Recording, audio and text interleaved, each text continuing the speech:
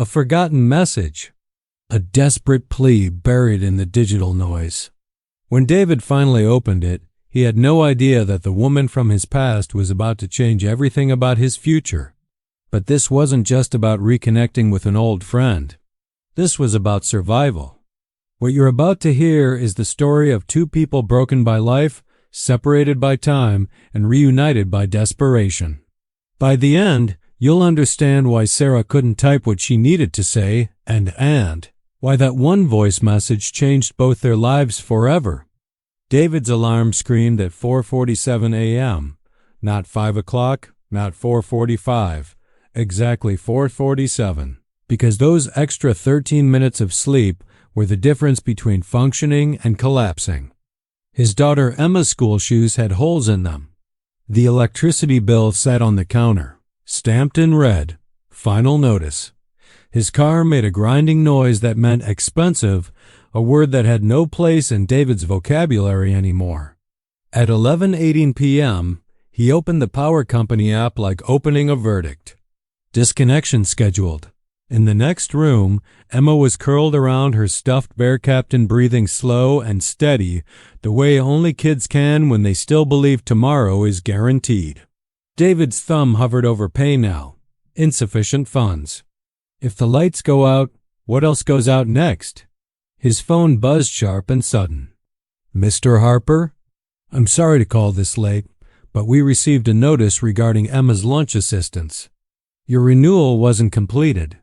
If it isn't updated by Friday, her meals will be charged normally. David closed his eyes. Friday. I'll handle it, he said, forcing steadiness into his voice. He walked into Emma's room and watched her sleep. Her shoes were kicked off beside the bed. Even in the dark, he could see how thin they were at the solace. I'm trying, he whispered. Then he went back to the kitchen, grabbed a torn envelope, and wrote a list. Friday, school paperwork, car.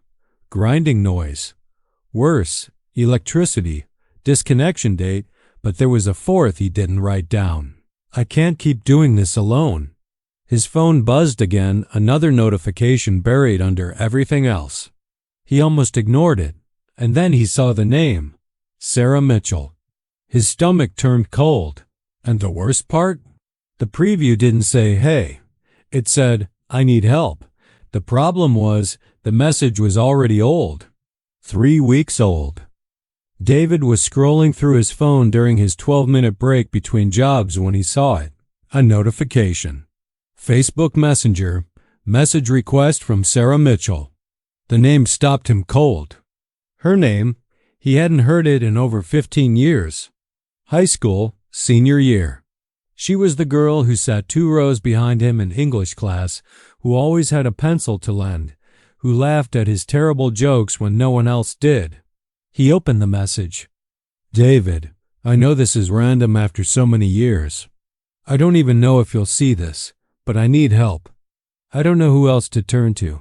If you get this, please respond. Sarah. The timestamp read 3 weeks ago. She'd been waiting, thinking he'd ignored her. He typed quickly. Sarah, I just saw this. I'm here. What's going on? The response came in less than 2 minutes. Can we meet? I can't explain this over text. Please, David. I know we barely knew each other back then, but you were always kind to me. I need someone I can trust. Before David could type another word, the chat bubble appeared. Sarah is recording a voice message. A few seconds later, an audio clip landed in his inbox. 1:12. Audio was different. Audio was a person standing too close. Because once you hear someone's voice, you can't pretend you didn't see it. He put in one earbud and pressed play. Sarah's voice came out thin and shaky. David, I'm sorry. I know this is insane. I know we haven't talked in forever. Breath. I can't explain everything over text because if I type it, it becomes evidence. Pause. Her voice dropped to barely a whisper.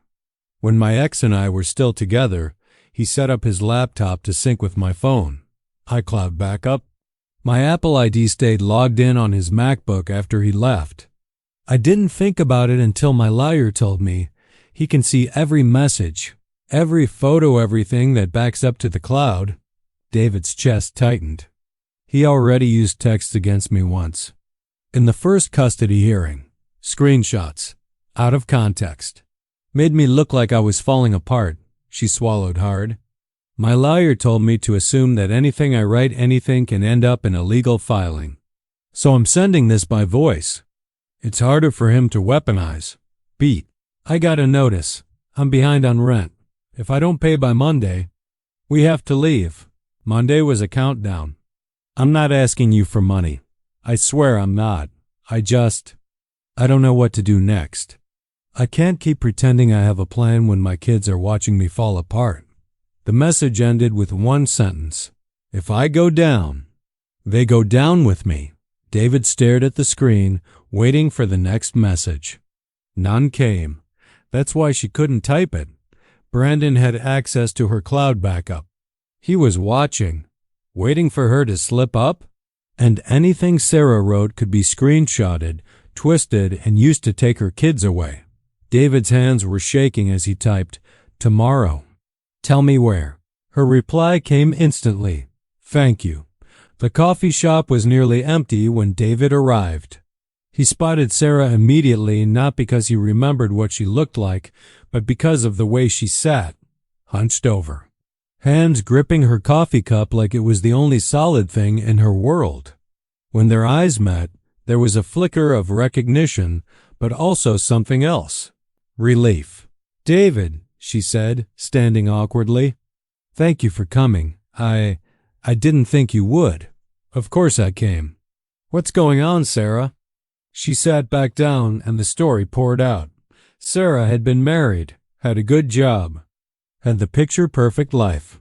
But then her husband walked out without warning, leaving her with her 2 kids and a mountain of debt she didn't even know existed. She lost the house, lost her job when the stress became too much. Now she was living in a cramped apartment, working part-time at a grocery store, barely keeping her head above water. "I'm drowning, David," she said, her voice cracking. "I look at my kids, and I see them watching me fall apart, and I don't know how to fix this." The words hit David like a punch to the chest. And that's when Sarah slid something across the table that made David's stomach drop. A folded piece of paper. Legal letterhead. Her lawyer's name at the top. "Brandon filed a motion 2 weeks ago," she said quietly. "Emergency custody evaluation. The hearing is in 6 weeks. If I can't prove stable housing, stable income, and a safe environment by then..." She didn't finish. She didn't have to. David looked at the paper, at the highlighted deadline, at the lawyer's notes scribbled in the margin. "Must demonstrate financial stability. Then we have 6 weeks, David said. Sarah wiped her face with the sleeve of her coat, trying to put herself back together. She wasn't just hurting.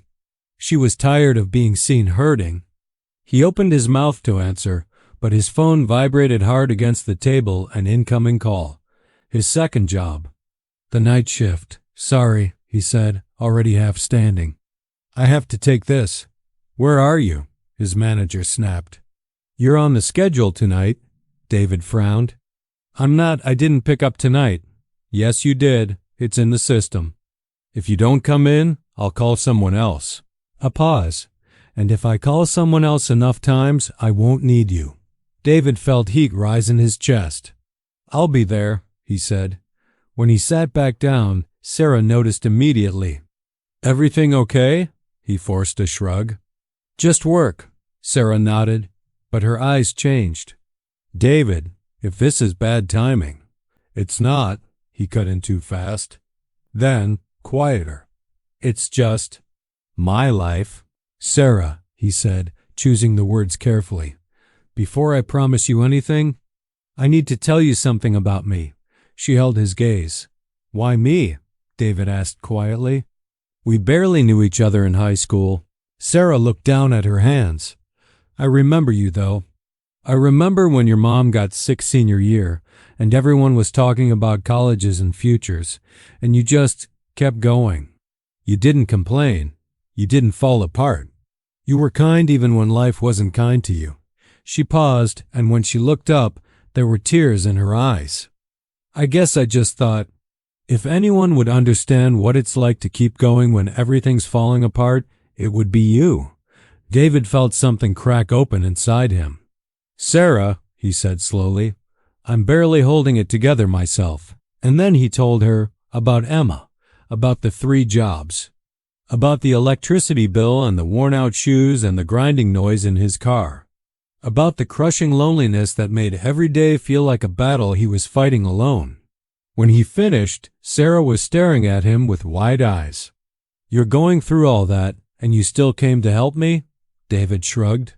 "You asked, because for the first time in years, neither of them was alone." "What if," Sarah said suddenly, leaning forward, "we helped each other?" David frowned. "What do you mean?" "I mean, we're both struggling. We're both alone. But maybe we don't have to be." Her words came faster now. "You're working 3 jobs, right? And I'm barely working 1. What if we pooled our resources? What if we figured this out together?" David opened his mouth to protest, to say it was impossible, but then he stopped. Because what if she was right? Over the next hour, they started mapping it out. Sarah had a background in accounting, something she'd let lapse when life fell apart, but she could help. David organized his finances, find the gaps, identify where money was being wasted. David had a truck and skills in handyman work. Sarah's apartment was falling apart, and her landlord refused to fix anything. What if David handled the repairs in exchange for her financial help? Sarah's kids needed after-school care. Emma needed the same thing. What if they coordinated their schedules? What if they created a support system where the kids could stay together, supervised, while both of them worked? "This could actually work," David said, his voice filled with something he hadn't felt in years. Hope. The real test came later that week. David was at Sarah's apartment, fixing a leaking pipe under the sink. The leak should have been simple. A worn gasket. 10 minutes, but that night his hands were unsteady. Not from fear, from exhaustion. He tightened the wrench and felt the fitting give too easily. "Wait," he muttered. The seal slipped, and what had been a drip turned into a thin vent spray water shooting sideways, slapping the cabinet wall, bouncing onto the floor. "David!" Sarah rushed in, eyes wide. Her kids appeared behind her in the doorway, frozen. "It's okay," David said, too loud, too fast, trying to clamp it with his palm.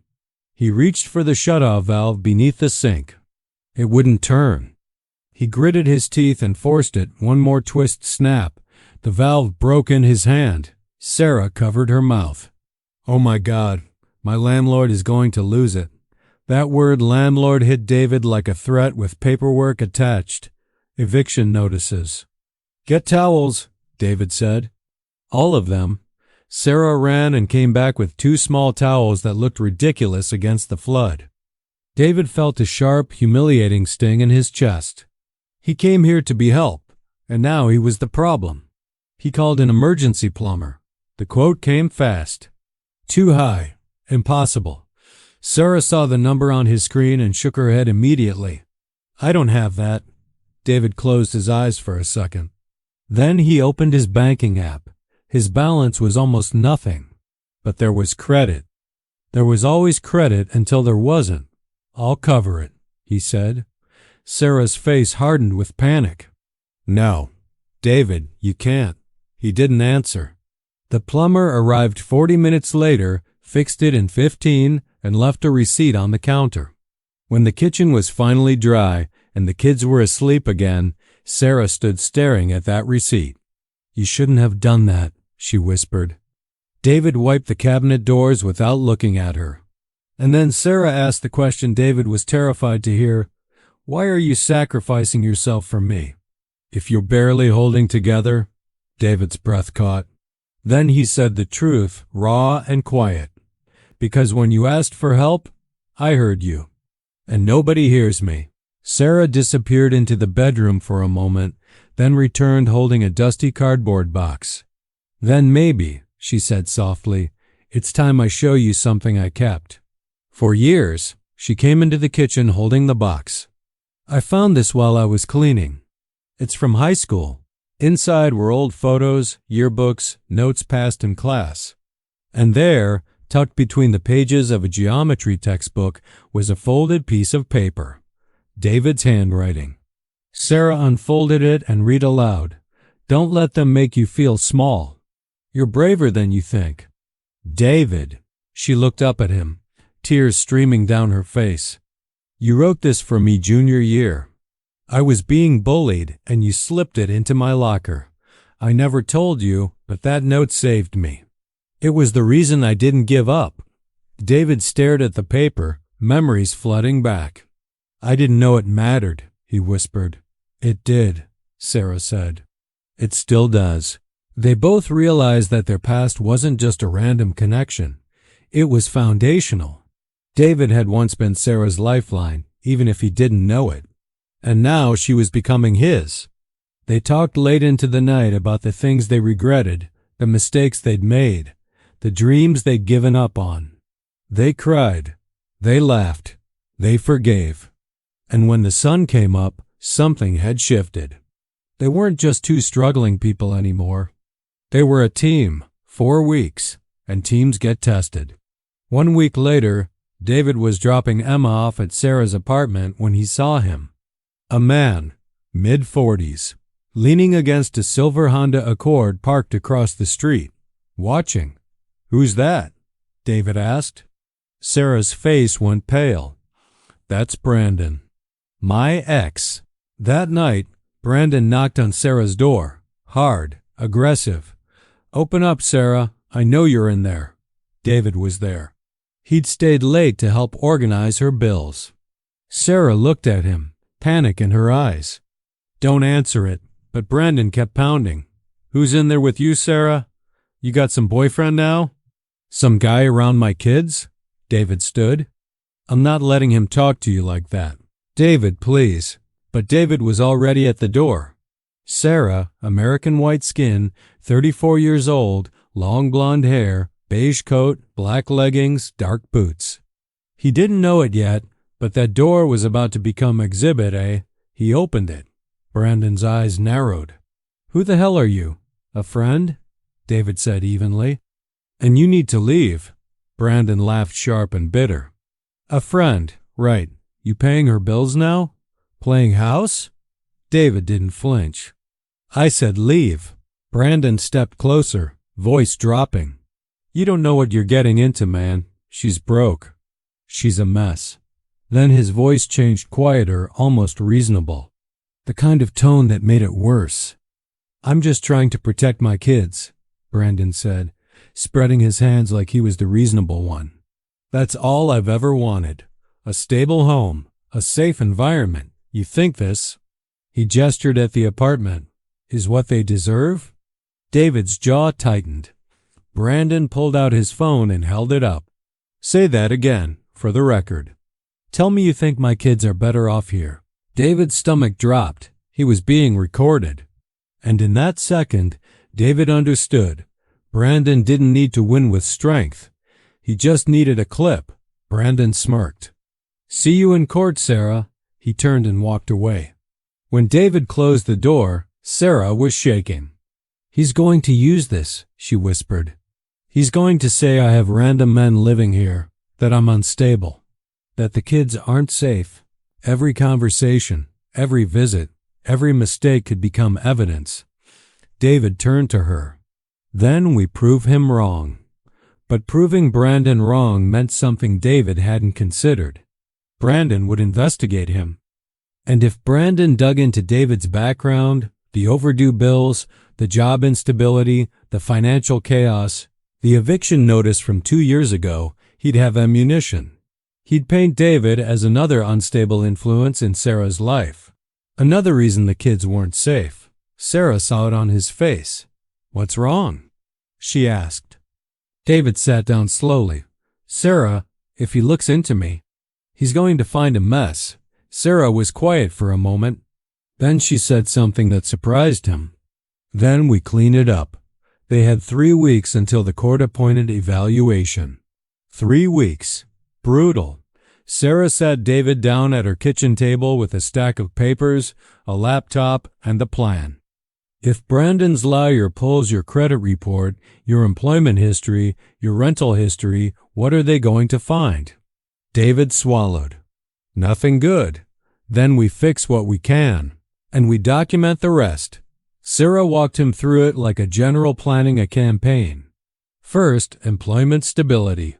David had 3 jobs, but no official contracts, no pay stubs filed properly. Sarah helped him request formal employment letters from each manager, confirming his start dates, hours worked, and reliability. Week 1. One employer still hadn't answered. Second, financial stability. David's bank account looked chaotic: overdrafts, bounced checks, late fees. Sarah opened a new account for him, set up autopay for his critical bills, and created a paper trail showing 3 consecutive months of on-time payments. Third, character references. David had coworkers who liked him, neighbors who respected him, Emma's teacher who'd seen him show up to every parent-teacher conference, no matter how exhausted he was. Sarah helped him collect written references, short, professional, notarized. Week 2. The evaluation date finally hit the calendar. And every day they got closer, Brandon got quieter, which somehow felt worse. David's credit score was still bad. His rental history still had that eviction from 2 years ago. But now there was context.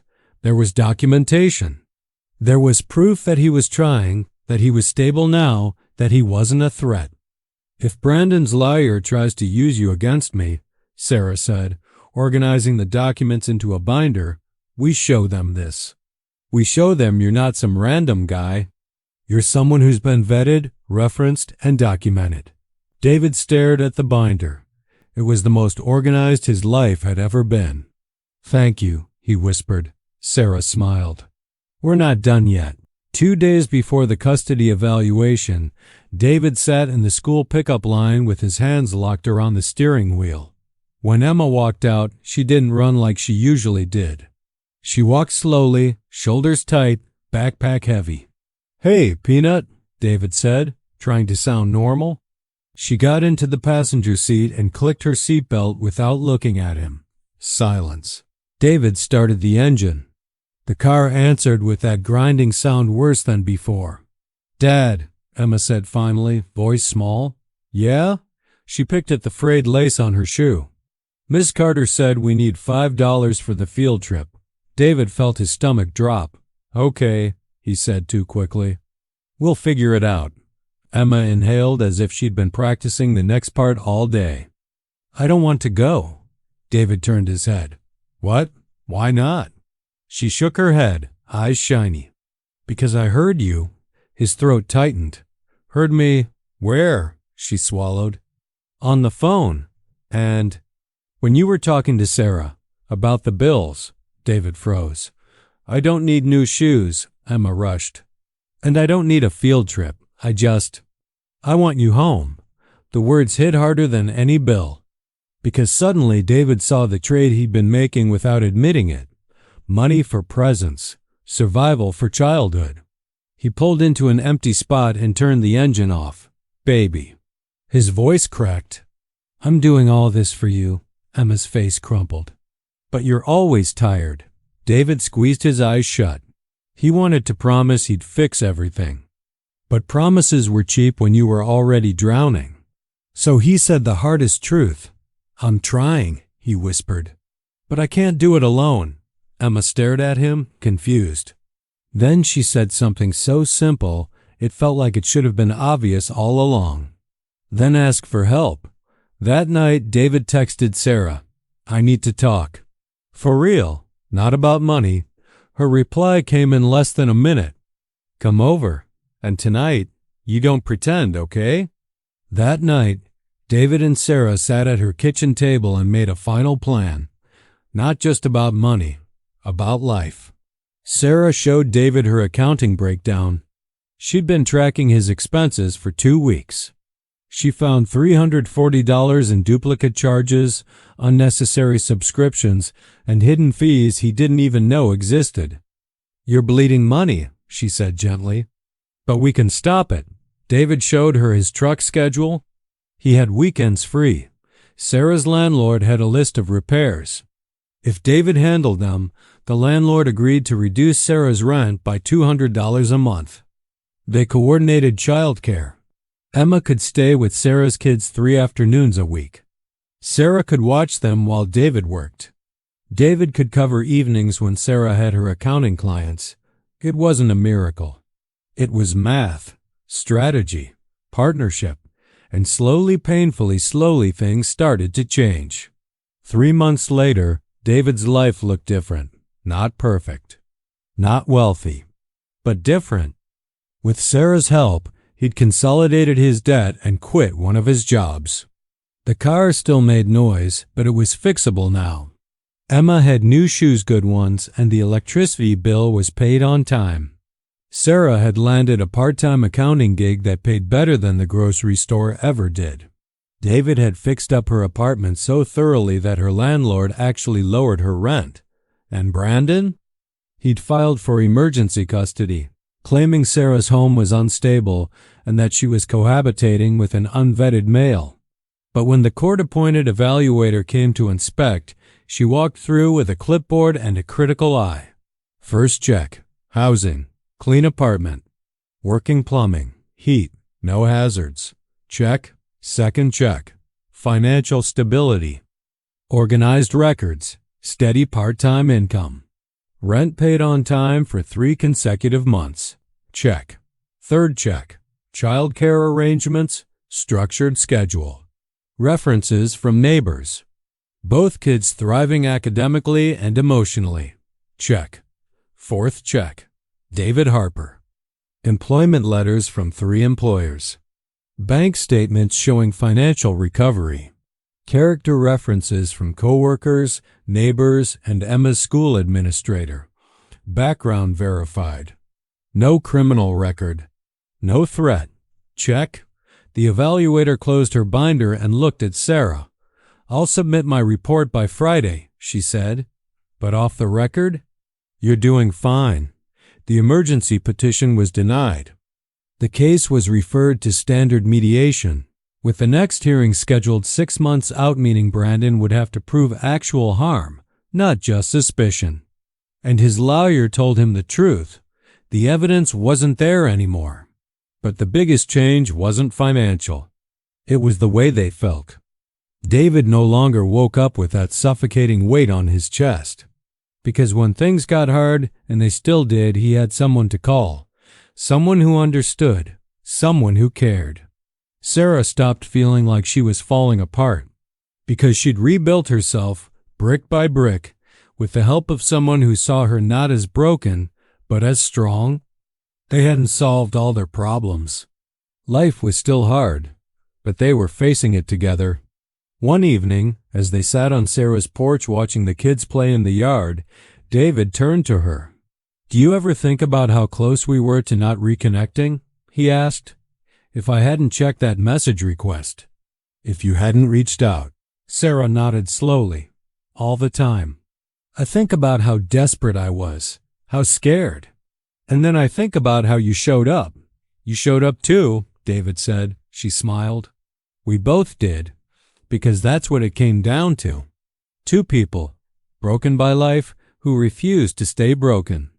2 people who reached into their past and found exactly what they needed for their future.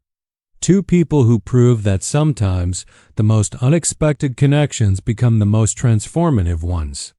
David and Sarah's story isn't about a fairy tale ending. It's about something better. It's about survival. It's about resilience. It's about the quiet, powerful truth that we don't have to face life's hardest battles alone. Sometimes, the people we need most are the ones we've already met. We just have to be brave enough to reach out, and wise enough to answer when they do. If this story moved you, imagine what could happen if you reached out to someone from your past. What if that one message could change everything? Think about it, because you never know who's waiting to hear from you.